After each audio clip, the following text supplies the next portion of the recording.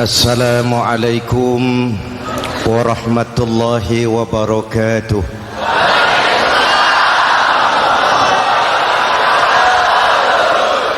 Alhamdulillahillazi ja'ala Ramadhana syahra siyami lil mu'minin. Wassalatu wassalamu ala asyrafil mursalin Sayyidina Muhammadin wa ala alihi wa sahbihi ajma'in, amma ba'du.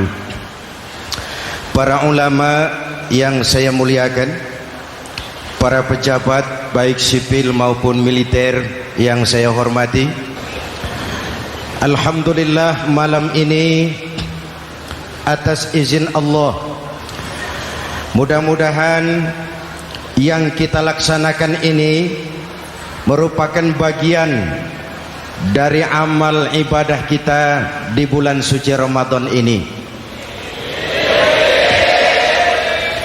Hadirin, reformasi terbesar adalah reformasi yang dilakukan oleh baginda Nabi besar Muhammad sallallahu alaihi wasallam. 23 tahun merombak satu bangsa biadab menjadi bangsa beradab, merombak umat yang terpecah belah menjadi umat yang bersatu, merombak masyarakat yang tenggelam dalam kemusyrikan menjadi umat yang bertauhid. Reformasi besar apa yang dilaksanakan oleh Rasul dan apa hubungannya dengan kita sekarang? Ini yang ingin saya sampaikan malam ini. Pertama, beliau melaksanakan reformasi akidah, membebaskan manusia dari kemusyrikan, menyelamatkan manusia dari ketergantungan kepada benda.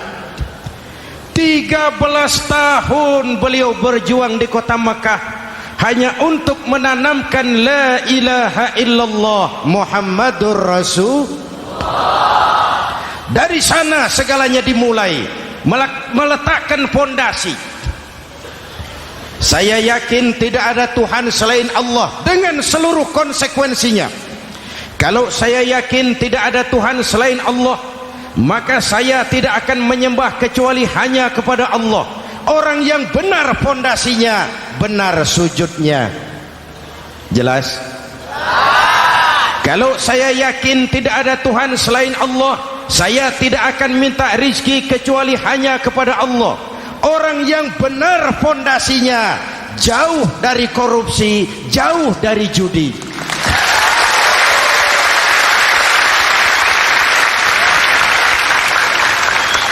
Kalau saya yakin tidak ada Tuhan selain Allah, saya tidak akan menggantungkan hidup kecuali hanya kepada Allah.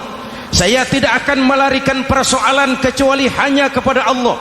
Saya tidak akan pernah takut kecuali hanya kepada Allah. Saya tidak akan minta tolong kecuali hanya kepada Allah. Inilah generator yang membangkitkan seluruh nilai-nilai amal kita. Kita puasa, kita sujud, kita jihad, itu kan karena nilai iman. Betul? Imannya tidak kelihatan, yang kelihatan gejalanya. Mic ini berbunyi karena ada strom. Percaya apa tidak? Kelihatan stromnya? Kok tahu ada strom dari mana? Dari bunyi. Ada suaranya itu, ada stromnya. Kenapa? Bunyi. Lampu menyala karena ada strom. Kipas angin berputar karena ada strom. Betul? Jadi kalau ada strom bunyi dong. Kalau ada strom lampunya nyala dong. Kalau ada strom kipas anginnya muter dong. Artinya apa? Kalau ada iman sujud dong. Kalau ada iman jihad. Sudah dangdong.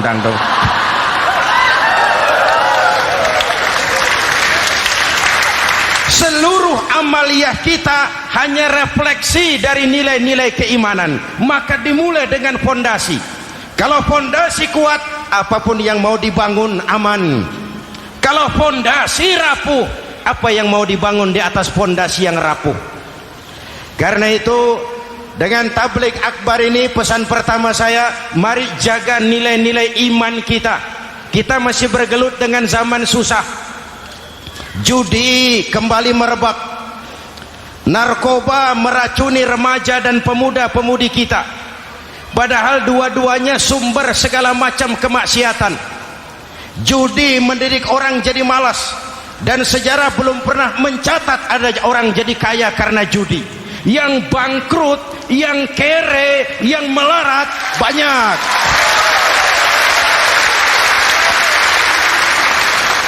Makanya saya bersyukur di sini nggak ada yang judi. Nggak ada, mana saya nggak lihat di sini. Entahlah kalau di luar sini.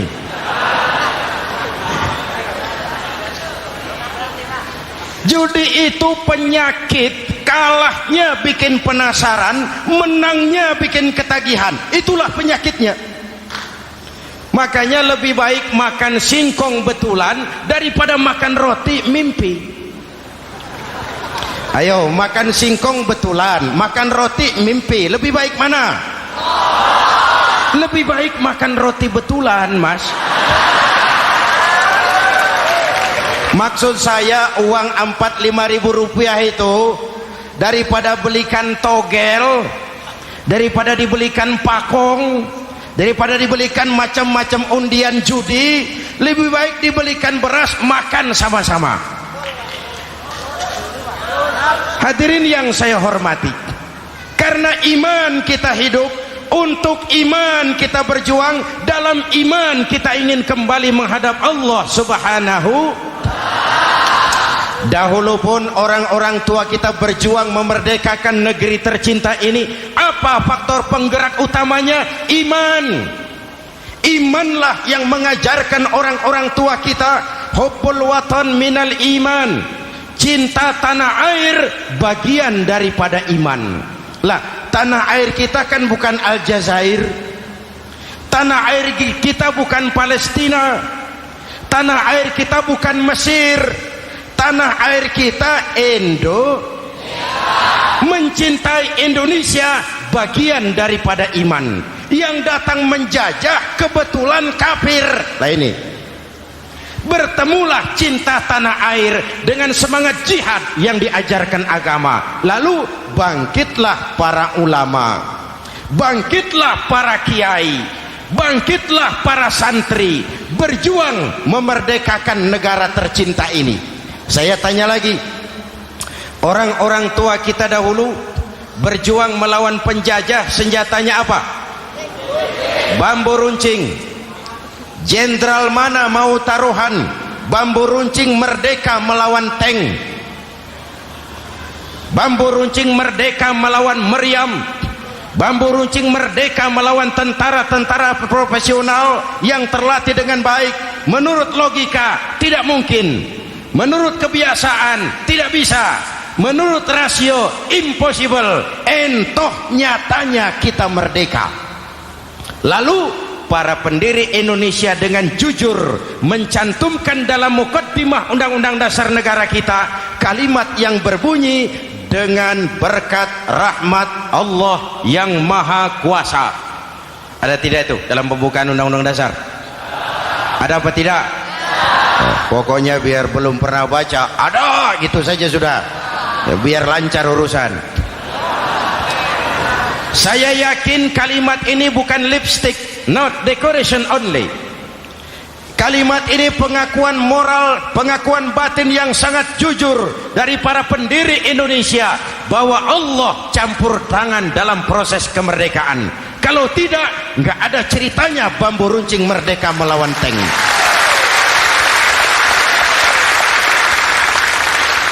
Kalau dulu iman untuk merebut kemerdekaan, sekarang iman untuk mengisi kemerdekaan. Betul? Betul? Karena itu jaga nilai-nilai iman, jangan tidur. kita sudah berhasil melaksanakan pemilu, sidang umum MPR sudah digelar, pemerintahan baru sudah terbentuk. Itu kita pilih bersama, kita dukung bersama. Mendukung itu tidak harus selalu iya, kula nuwun semohon dawuh kumaha juragan wae oke bos. Mendukung tidak harus selalu iya, mendukung juga memberikan saran, kritik, perbaikan. Kenapa? Di mana-mana di dunia ini kekuasaan cenderung mau menang sendiri, kekuasaan cenderung untuk korup. Karena itu kalau kita cinta kepada pemerintah, kita harus mengawasi jalannya pemerintahan kita ini.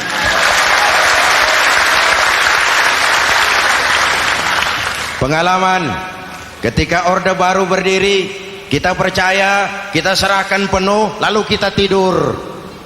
Akhirnya kita jadi susah sendiri. Betul? Umat Islam tidak boleh jatuh dua kali di tempat yang sama. Hari ini lewat sini jatuh wajar, belum tahu barangkali. Besok lewat sini lagi jatuh lagi, goblok tenan gitu. Masa jatuh dua kali di tempat yang sama itu bagaimana? Hadirin yang saya hormati, nilai-nilai iman, intan paling mahal, mutiara paling berharga, tidak lain nilai iman. Imanlah yang menyebabkan kita gembira menyambut datangnya Ramadan, menyingsingkan lengan baju, menghamparkan sajadah, melakukan pendekatan yang intens kepada Allah. Kenapa? Kita mengerti nilai Ramadan. Tempo hari saya berikan contoh, di tangan kanan saudara ada berlian, harganya 50 juta. Di tangan kiri saudara ada rumput seikat. Berlian dan rumput ini taruh di depan kambing. Kira-kira mana yang diambil kambing? Rumput, dasar kambing. Kambing tidak ngerti nilai berlian. Padahal kalau kambing sedikit mau pakai otak. Kalau berlian yang saya ambil, kata kambing, lalu saya bawa ke pasar, kemudian saya jual, harganya 30 juta, lalu dibelikan rumput, dapat rumput sekabupaten. Tapi kambing tidak ngerti nilai berlian, yang kambing tahu cuma rumput. Kenapa? Hidup kambing cuma melayani perut. Maka kata Imam Ali karramallahu wajhah, orang yang hidupnya hanya untuk melayani perut,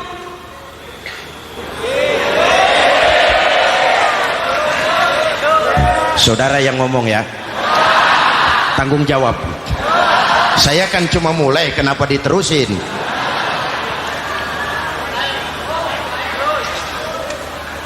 Hadirin yang saya hormati, jaga iman baik-baik, wariskan kepada anak-anak kita. Mereka harapan kita semua, mereka masa depan Indonesia. Akan bagaimana Republik Indonesia, bahkan akan bagaimana Islam di Republik Indonesia 20, 30, 40 tahun yang akan datang, anak-anak kitalah jawabannya.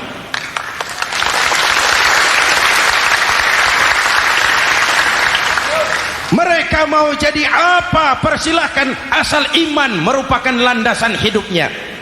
Anak-anak kita boleh jadi jenderal asal jenderal beriman, boleh jadi pejabat, pejabat beriman, jadi pengusaha, pengusaha beriman. Kalau iman landasannya aman, jadi pengusaha, pengusaha beriman, insya Allah timbangannya tidak curang, ekonomi lancar, masyarakat tenang.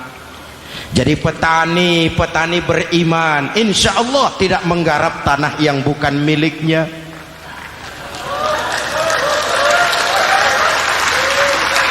Jadi pejabat, pejabat beriman, insya Allah korupsinya sedikit.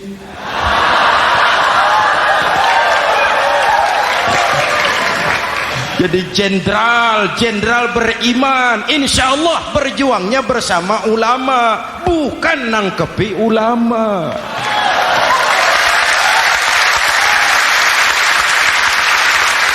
Jadi teknokrat, teknokrat beriman, jadi pengusaha, pengusaha beriman, jadi seniman, seniman beriman, jadi maling. Nggak ada, mana ada maling beriman. iman landasannya, insya Allah aman. Ini yang pertama. Yang kedua, baginda Nabi melaksanakan reformasi sosial. Berupa apa? Membebaskan manusia dari ras diskriminasi, mengikat manusia dengan tali akidah. Diciptakan kita dari laki-laki dan perempuan, dijadikan kita bersuku-suku dan berbangsa-bangsa. Bahkan Quran memulai dengan kalimat syu'ub, wa ja'alnakum syu'uban wa qabaila. Kami jadikan kamu berbangsa-bangsa dan bersuku-suku agar kamu saling mengenal satu dengan yang lain. Saya ingin mengulangi imbauan saya, mari kita tingkatkan kerukunan, 3 macam kerukunan. Pertama, rukun antar umat seagama. Sesama muslim harus rukun. Ya Pak? Ya Bu?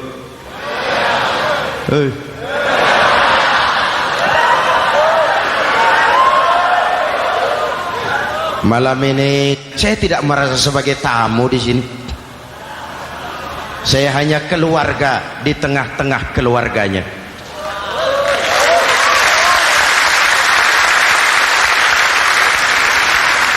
Di sepanjang Jawa kah saya, ke Sumatera kah saya, ke Kalimantan saya, ke Sulawesi saya, ke Irian Jaya saya, kemana saja saya pergi, di mana saja saya berada, saya hanya keluarga di tengah keluarganya.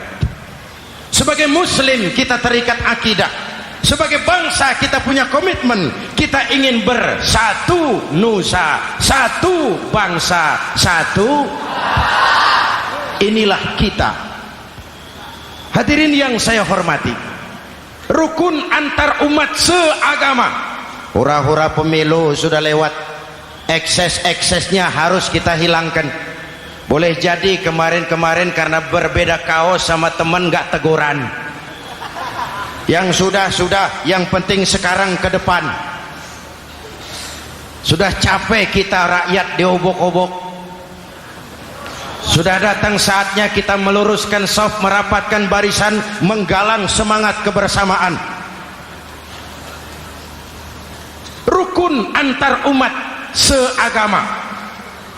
Begitulah malam ini saya hadir di tengah keluarga sendiri. Yang mengikat kita apa? Akidah. Di masjid kita ditemukan, dan inilah simbol kehidupan umat. Tadi kita sholat isya dan taraweh di sini, menghadap ke arah yang sama, menyembah Allah Tuhan yang sama, melakukan gerak yang sama, membaca bacaan yang sama, dengan bahasa yang sama. Betul? Tapi kita datang dari segala penjuru. Kita datang dari sebelah lor, sebelah kidul, sebelah wetan, sebelah kulon. Di sini di masjid ini kita menghadap ke arah yang sama. Kita yang hadir di sini boleh jadi ada yang dari Sumatera, Kalimantan, Sulawesi, Irian Jaya, tapi kita adalah Indonesia. Jelas? Jelas? Saya sering kasih contoh, coba kalau sholat pakai bahasa masing-masing, ramai masjid, bingung malaikat. Ini Indonesia ramai karena tiap provinsi sholat pakai bahasa masing-masing. Kalau Riau bicara sendiri, Ambon bicara sendiri, Aceh bicara sendiri, Irian bicara sendiri, ramai masjid. Jelas? Jelas? Yang imam pakai bahasa Indonesia, takbir, Tuhan yang maha besar. Gagah sekali, bingung malaikat. Kembali kita kalau sholat pakai bahasa masing-masing. Betapa ramainya masjid. Itu cermin dari bangsa yang tidak bisa menjaga kesatuan dan persatuan. Uni Soviet almarhum Al-Mal'un itu negara adidaya, negara adikuasa, bersama-sama dengan Amerika menjadi polisi dunia. Tetapi kemudian dihantam oleh glasnost yang kebablasan. Gorbachev terpental, Soviet pecah jadi negara kecil berkeping-keping. mimpi mengembalikan Soviet seperti dulu. Begitulah kalau kita biarkan benih-benih disintegrasi ini terus berkembang, tidak ada lem perekat, maka kita akan pecah berkeping-keping dan kita akan jadi satu bangsa yang kecil. Oleh karena itu, yang pertama, jaga kerukunan antar umat seagama. Berbeda pendapat boleh, berpecah belah jangan. Berbeda partai oke, tapi berbeda dalam wawasan bernegara jangan. Jujur saja, saya kemarin musim pemilu itu sudah agak pesimis melihat, batin saya menjerit, ya Allah, kenapa umat jadi begini? Kenapa umat harus terkotak-kotak? Terlalu banyak partai-partai Islam waktu itu, 20 lebih. Begitu sidang umum MPR berjalan, saya mulai melihat titik optimisme. Ada yang mengkristal, di mana orang tidak lagi melihat partainya, tetapi melihat nilai-nilai imannya. Itulah yang memang utama buat kita.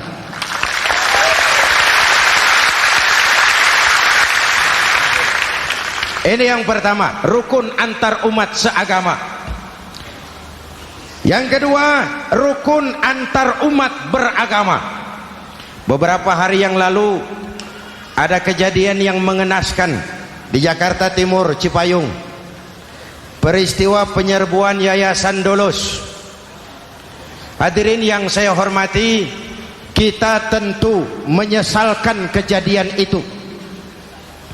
Kita tidak bisa menyetujui tindakan main hakim sendiri. Kita berharap pemerintah bukan hanya bisa menangkap pelakunya, tapi juga yang tidak kalah pentingnya mengusut akar permasalahannya. Kenapa itu terjadi? Kalau cuma pelakunya yang ditangkap, akar permasalahannya tidak selesai, saya khawatir terulang lagi di tempat lain. Inilah yang terpenting, menjaga kerukunan antar umat beragama, saling menghormati, saling menghargai. Jangan melakukan kamuflase, jangan melakukan tindakan-tindakan yang rawan dan peka. Misalnya umat Islam membangun masjid di tengah perkampungan orang Kristen, padahal tidak ada Islamnya di situ. Itu bisa menimbulkan kerawanan.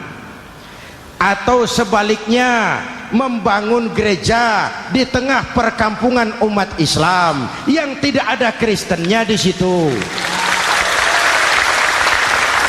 Atau sebaliknya, mereknya kegiatan sosial, mereknya kegiatan kemanusiaan, tapi isinya penyebaran agama kepada orang yang sudah beragama. Itu pun bisa menimbulkan kerawanan. Jelas? Maka yang besar jangan mau menang sendiri, yang kecil harus tahu diri. Jelas? Mari saling menghormati, mari saling menghargai dalam batas lakum dinukum. Menangkap pelakunya penting, mengusut akar permasalahannya itu pun tidak kurang pentingnya. Hadirin yang saya hormati, Islam agama toleran, baik dari prinsip ajarannya maupun dari sikap umatnya. Islam agama yang rahmatan lil alamin. Kita punya kewajiban untuk membuktikan bahwa Islam bukan merupakan ancaman. Islam adalah alternatif. Islam adalah solusi. Islam bukan ancaman. Yang hadir di sini bukan perusuh, bukan umat biang kerok. Ini umat yang cinta damai.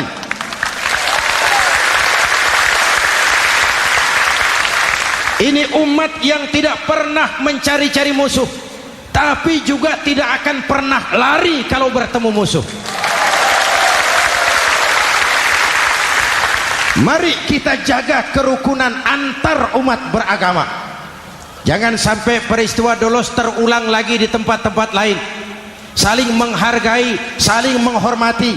Jangan main hakim sendiri. tapi juga jangan mau menang sendiri. Hadirin yang saya hormati, dengan menjaga kerukunan antar umat beragama, akar keutuhan kita sebagai bangsa semakin terpelihara.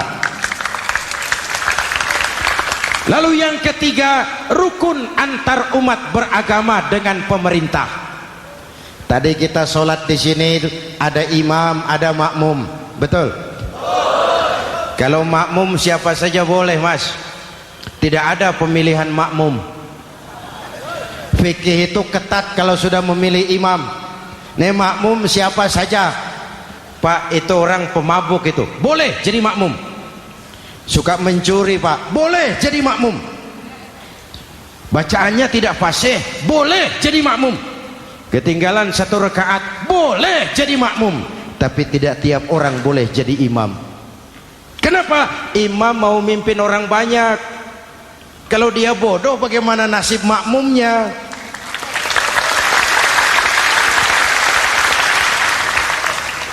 Ada karikatur di Medan, pernah kejadian anak kecil disuruh sholat sama ibunya. Nak, sholat kau. Ah, aku tak pandai sholat, mak. Si ucok rupanya ini. Kata ibunya, sudahlah, kau ikuti saja bapakmu tuh. Apa yang bapak mau kerjakan, kau ikuti sajalah. Jadi lama, kalau ikut saja bisa laku. Berangkatlah anak ini kan, sholat di belakang bapaknya, jadi makmum. Sholat di balai bambu, tidak pakai tikar. Bangun sujud, hidung bapaknya terjepit bambu. Karena sakit dan kaget, refleks bapak ini teriak, aduh.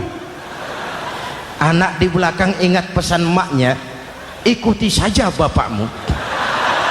Si anak ini malah pakai irama, aduh.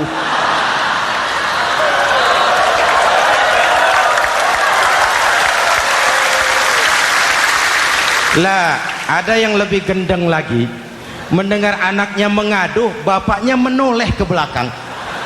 Kata bapaknya, kau kejepit juga, cok, katanya. Sholat jadi ngobrol.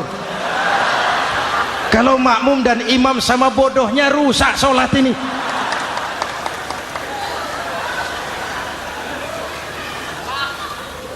Hadirin yang saya hormati,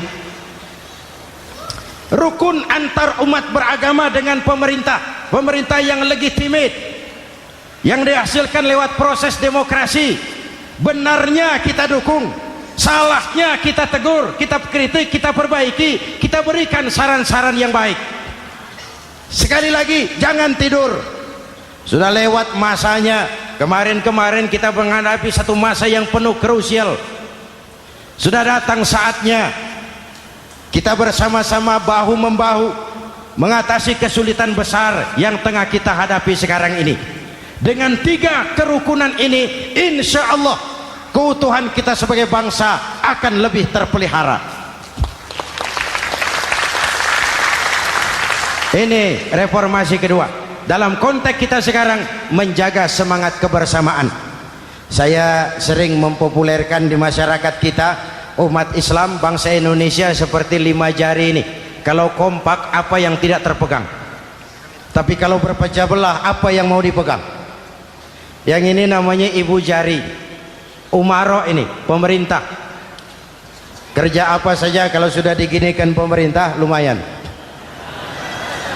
Diginikan kiamat, Mas. Legalitas. Umaro. Yang ini telunjuk, alat untuk menunjuk. Ini orang yang punya uang, orang kaya, para pengusaha, investor. Kita perlu untuk memulihkan roda perekonomian kita. Di mana-mana kalau orang sugih nunjuk, lancar urusan, Pak. Coba kita yang melarat nunjuk-nunjuk ini, nggak laku. Makanya kata orang, serba salah jadi orang susah, tapi lebih susah jadi orang serba salah. Serba salah jadi orang susah, tapi lebih susah jadi orang serba salah.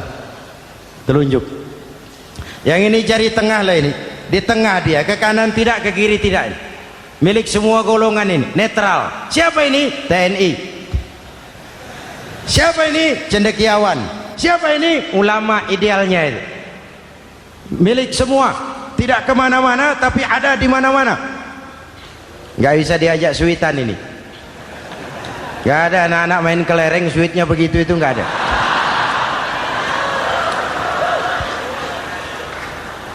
Ini jari manis remaja, pemuda, masa muda, masa yang paling manis. Semua harapan milik pemuda. Belum pernah saya dengar ada orang pidato para kakek-kakek harapan bangsa, belum pernah. Mesti kalau sudah harapan umat, pemuda, harapan negara, pemuda, harapan agama, pemuda, harapan bangsa, pemuda, harapan pemudi. Jari manis. Yang ini kelingking, jari paling kecil ini. Ini kaum wanita ini. Perempuan kecil tapi mantap. Masya Allah. Ini ibu jari ini besar ini. Sweet ketemu kelingking, kalah ibu jari ini. Di mana-mana kekuasaan sering kalah sama perempuan. Siapa yang mendorong-dorong Nabi Adam memetik pohon buah khuldi? Kelingking. Kelingking. Kelingking. Julius Caesar tunduk kepada Cleopatra. Siapa Cleopatra? Kelingking. Napoleon, singa daratan Eropa, the lion of Europe, luas kekuasaannya, hebat tentaranya, bertekuk lutut di bawah kaki Margaret Josephine. Kelingking.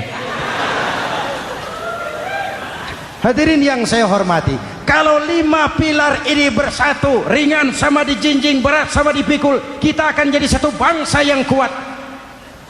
Jelas? Jelas? Dengan Ramadan, dengan tabligh akbar malam ini, mari kita jaga semangat kebersamaan. Saya selalu mengingatkan, sekarang lebih banyak tukang kompor daripada tukang lem. Lebih banyak tukang kompor daripada tukang lem. Hangati sana, sulut sini, bakar sana, panasi sini, terbakar kita, dia lari tepuk tangan, dan kita yang rugi. Jelas?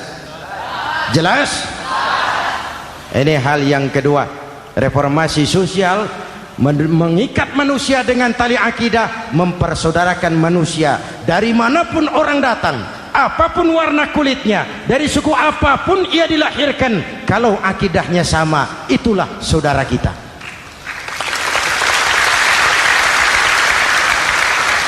Kembangkan terus kerukunan antar umat seagama, antar umat beragama, dan antar umat beragama dengan pemerintah. Muslim bagaikan satu tubuh. Jikalau yang satu sakit, yang lain ikut merasakan sakit.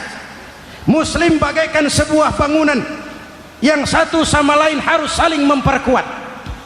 Ada yang jadi tiang, tentu. Ada yang jadi pintu, memang. Ada yang jadi genteng, iya. Tapi satu sama lain harus saling memperkuat. Tidak bisa genteng ngomong sama tiang. Kata genteng, saudara tiang, kamu sih enak, saya setengah mati. Kata genteng, hujan kehujanan, panas kepanasan, kadang-kadang anak-anak nakal saya dilontari batu. Kata genteng. Yang jadi tiang ngomong lagi. Kata tiang, saudara genteng, jangan sembarangan kalau ngomong. Kamu kira kamu bisa nongkrong di atas? Itu gara-gara siapa genteng? Aku yang topang dari bawah. Kata tiang. Kamu jadi anggota DPR, jadi anggota MPR, jadi pejabat, kami rakyat yang angkat.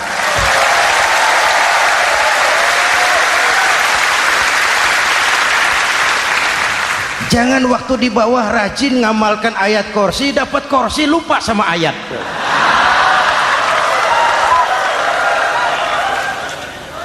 Mari ringan sama kita jinjing, berat sama kita pikul, duduk ya kita sama rendah, berdiri kita sama tegak. Tidak ada warga negara kelas 1 di Republik ini. Ini reformasi kedua. Yang ketiga, reformasi menegakkan keadilan, menyelamatkan manusia dari kezaliman.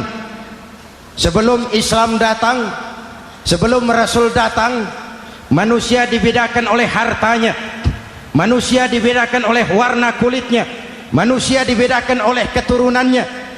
Beliau dengan tegas mengajarkan, innallaha la yanzuru ila suwarikum wala ila amwalikum walakin yanzuru ila qulubikum wa a'malikum. Allah tidak melihat potonganmu, Allah tidak melihat hartamu. Yang Allah lihat itu hatimu dan amal perbuatan.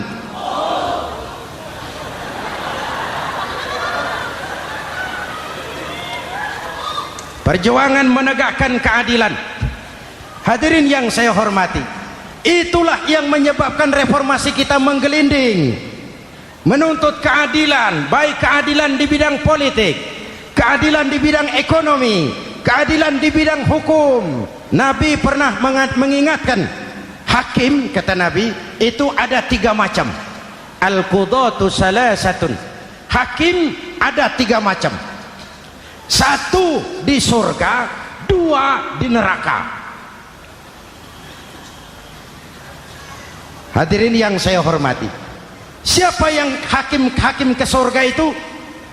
Ada hakim yang tahu tentang kebenaran, lalu siap melaksanakan kebenaran itu, menghukum dengan kebenaran apapun resikonya, walaupun dimusuhi atasannya, walaupun bertentangan dengan nuraninya, karena itu orang yang dia sukai, tapi dia tetap melaksanakan hukum. Hakim yang mengerti tentang kebenaran sesuatu lalu melaksanakan hukum dengan kebenaran itu yang akan sampai ke surga.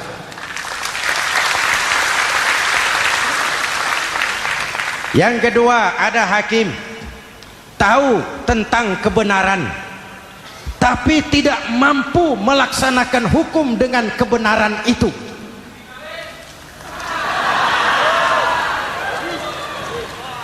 Tahu sesuatu itu benar tetapi tidak punya nurani untuk membela kebenaran, mengetahui kebenaran tapi tidak berdaya untuk memperjuangkan kebenaran. Akhirnya hukum dikebiri, yang salah jadi benar, yang benar jadi salah. Itulah realita yang kita rasakan selama ini. Yang baca Quran dengan suara merdu dapat piala, yang mengamalkan Quran dengan konsekuen dapat penjara, yang berteriak-teriak menegakkan keadilan dianggap aneh, yang korupsi habis-habisan hidup terhormat.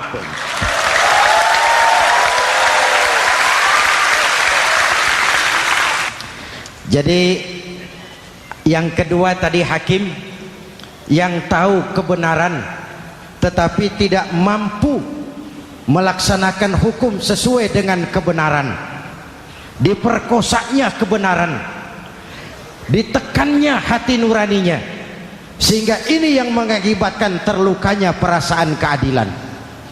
Yang ketiga lebih celaka lagi, ada hakim yang tidak mengerti tentang kebenaran lalu melaksanakan hukum dalam ketidakmengertiannya, bodoh melaksanakan hukum dalam kebodohan. Itu pun menyebabkan orang masuk neraka. Na'udzubillah. Hadirin yang saya hormati, reformasi yang dilaksanakan Rasul berjuang menegakkan keadilan setelah membebaskan manusia dari ras diskriminasi. An-nas kulluhum li Adam wa Adam min turab, la fadla li arabiyyin ala ajamiyyin illa bitaqwa. Seluruh manusia berasal dari Adam, Adam diciptakan dari tanah, dan tidak ada kelebihan Arab dengan yang bukan Arab kecuali dengan takwanya. Nah, saya masih ingat sebuah cerita. Mau dengar? Mau dengar? Pada waktu Umar bin Khattab radhiyallahu anhu menjadi khalifah, menjadi Amirul Mukminin, itu yang jadi gubernur di Mesir adalah Amr bin As. Satu saat Amr bin As ingin mendirikan masjid, tapi tanah lokasi masjid itu milik orang Yahudi, ada gubuk di situ. Dipanggil Yahudi ini oleh Amr bin As. Saudara Yahudi, iya. Itu rumahmu ya? Iya. Sudah tahu belum? Belum. Ya memang saya belum kasih tahu. Begini, kamu bangun sembarangan saja, rumahmu kena jalur hijau itu. Lalu saya mau bangun masjid di situ. Ya tapi ada rumah saya, Pak. Sudahlah, rumahmu saya bayar, saya beli. Enggak mau, Pak. Rumah saya cuma itu-itunya. Saya bayar 2 kali lipat. Enggak mau, Pak. Enggak mau. Sudahlah, saya ganti rugi. Ya, enggak mau, Pak. Namanya juga ganti rugi, Pak. Biar digantikan tetap rugi. Mangkel Amr bin As ini wong cilik kok bertingkah amat. Si amat aja enggak bertingkah. Panggil kamtib. Hei, gusur. Ditarik rumah Yahudi ini, ambrol, menitiskan air mata si Yahudi di sudut kehidupan. Begini wong cilik ini sudah jatuh tertimpa tangga, rumah cuma sak gubuk-gubuknya diderek oleh petugas. Pikir-pikir Amr bin As kan cuma gubernur, di atasnya kan masih ada khalifah Umar bin Khattab. Saya mau lapor ke pusat. Berangkat Yahudi ini dari Mesir menuju Madinah, berhari-hari berjalan, sambil jalan sambil berpikir, ini nanti kalau saya laporan kepada khalifah, apa pengaduan saya diterima? Wong saya rakyat kecil, lagian Yahudi, sementara yang menggusur saya ini gubernurnya sendiri. Terus dia berjalan sampai di kota Madinah. Lewat tengah hari dia mulai cari-cari. Ada orang, ketemu orang sedang tidur di bawah pohon kurma. Selamat siang, Pak. Siang. Saya mau numpang tanya, Pak. Tanya apa? Bapak tahu Khalifah Umar bin Khattab? Tahu. Istananya di mana, Pak? Istananya di atas lumpur. Di atas lumpur? Iya. Pakaian kebesarannya apa, Pak? Sutra? Bukan. Pakaian kebesarannya malu dan takwa. Pengawalnya banyak, Pak. Banyak. Berapa peleton?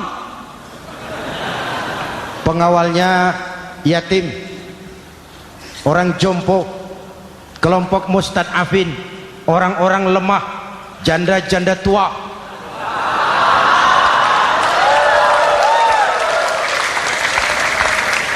Itu pengawalnya. Pakaian kebesarannya malu dan takwa. Pengawalnya orang-orang lemah, tidak berdaya. Kok begitu, Pak? Begitulah Umar bin Khattab. Orangnya sekarang di mana, Pak? Di depan kamu. Jadi Bapak, iya. Bapak, iya. Saya Umar. Ada apa, Mas?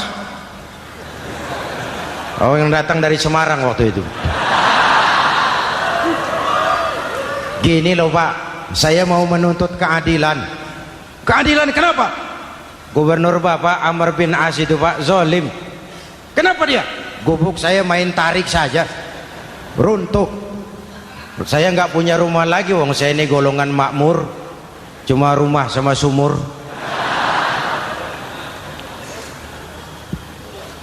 Lalu untuk apa? Katanya dia mau bangun masjid di situ, Pak.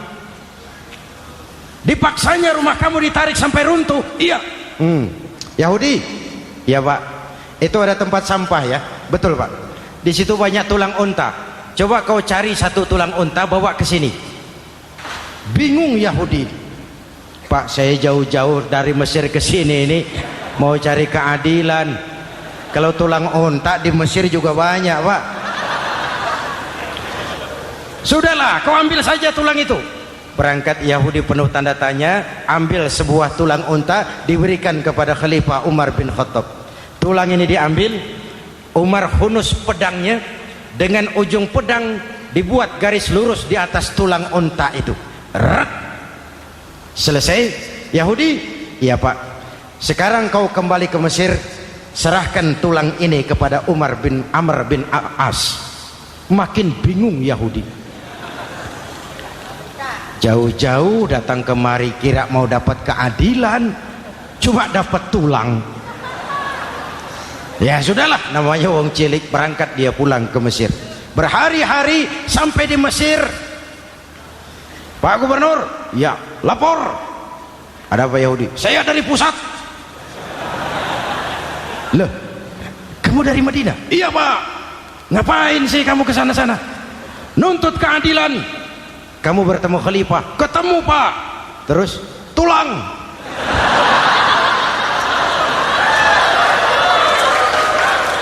Ini loh Pak, salam dari beliau. Tulang. Apa maksudnya? Aku nggak ngerti lah itu Pak. Yes, go Rene. Diambil tulang itu. Amr bin As melihat ada garis lurus dengan ujung pedang, gemetar badannya, keringat bercucuran. Kepala proyek dipanggil. Mas, ini proyek masjid batal, gubuk Yahudi dirikan lagi. Loh Pak, kata kepala proyek, saya kan sudah menang tender Pak.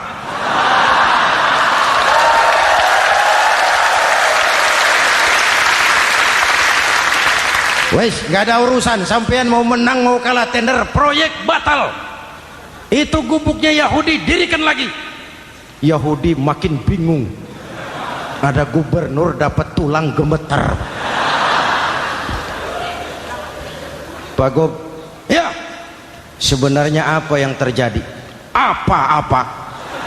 Kamu sedikit-sedikit main pusat.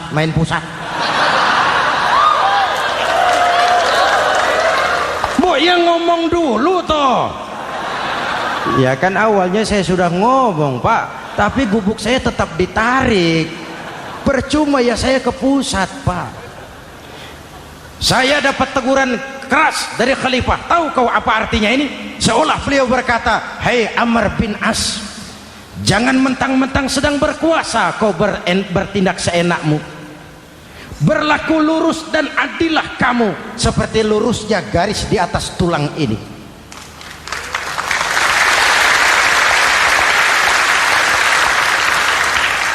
Kalau kau tidak lurus, kalau kau tidak berlaku adil, aku yang akan meluruskanmu dengan pedangku. Itu bahasa simbolik. Siapa yang gak gemeter? Kamu. Pusat. Wedus. Ya ini nek coro kita. Oh Pak, kalau begitu Islam adil ya Pak? Adil. Jadi saya menang Pak? Menang kamu. Padahal saya Yahudi. Tapi menang ya? Menang. Pak sudahlah kalau begitu Pak. Bagaimana? Itu gubuk saya ambil saja Pak. Tanah-tanahnya sak gubuk-gubuknya Bapak ambil. Silakan kalau mau dibangun masjid. Tidak cuma sekedar itu Pak. Mulai hari ini Bapak dengarkan, asyhadu an la ilaha illallah wa asyhadu anna muhammadar rasulullah.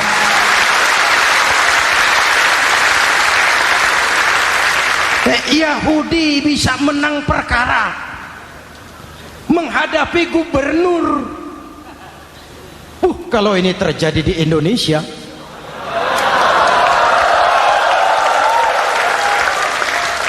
amin. Oke, lalu siapa pemimpin adil itu? Setiap kita kan pemimpin. Presiden pemimpin di negaranya, gubernur pemimpin di provinsinya, bupati pemimpin di kabupatennya, Pak Camat pemimpin kecamatannya, Pak Lurah pemimpin di kelurahannya, suami pemimpin di rumah tangganya, anak muda pemimpin bagi dirinya. Dan setiap kita akan dimintakan tanggung jawab. Anak muda pemimpin buat dirinya, nanti diminta tanggung jawab. Kakimu kau bawa jalan kemana? Tanganmu ngambil apa? Lidahmu bicara apa? Matamu menteleng, apa yang dilihat? Seluruhnya akan dimintakan pertanggungan jawab. Marilah kita jadi orang yang adil kepada diri, kepada keluarga, dan akhirnya kepada masyarakat, bangsa dan negara. Hadirin yang saya hormati, satu ayat yang sering dibaca pada akhir khutbah khatib Jumat, innallaha ya'muru bil adli wal ihsan. Allah memerintahkan kamu berlaku adil dan berbuat ihsan. Tidak sekadar adil tapi ihsan. Ihsan nilainya lebih tinggi dari adil. Contoh, nak, tolong taruh telur itu di pinggir meja. Anak yang adil apa adanya, ditaruh telur di pinggir meja. Anak yang ihsan lain. Lah iya, perintahnya sih di pinggir meja, tapi kalau pas di pinggir meja kan jatuh ke bawah. Ke tengah sedikit. Ini ihsan. Oleh karena itu, mari, perjuangan menegakkan keadilan masih panjang. Jalannya tidak lurus bertabur bunga, menanjak, menurun, banyak onak dan duri. Namun seperti yang dikatakan seorang tokoh, masih Napoleon, kalau ada 1000 orang penegak keadilan, saya satu dari yang 1000 itu. Kalau ada 100 penegak keadilan, saya juga satu dari yang 100 itu. Kalau ada 10 orang menegakkan keadilan, saya juga satu dari yang 10 itu. Kalau hanya 1 orang yang menegakkan keadilan, maka sayalah yang 1 itu. Tetap konsisten berjuang menegakkan keadilan, walaupun besok langit akan runtuh, walaupun besok akan kiamat, keadilan tetap harus ditegakkan. Oke, ini reformasi yang ketiga, menegakkan keadilan, mengayomi masyarakat dengan hukum yang tegas. Dan Rasul menjadi contoh. Ini yang hebat. Misalnya beliau berkata, wallazi nafsi biyadih, law anna Fatimah binti Muhammadin saraqat laqata'a Muhammadun yadaha. Demi Allah, andai kata Fatimah putri Muhammad mencuri, jangan orang lain, Muhammad sendiri yang akan memotong tangannya. Hukum berwibawa, masyarakat terlindungi. Kenapa? Nabi jadi contoh. Jelas? Beliau mengajarkan orang beramal. Kepada putrinya beliau mengatakan apa? I'mali ya Fatimah, i'mali fa inni la ughni anki minallahi syai'a. Fatimah, beramal kau. Fatimah, beramal kau. Fatimah, solat kau. Fatimah, puasa kau. Fatimah, zakat kau.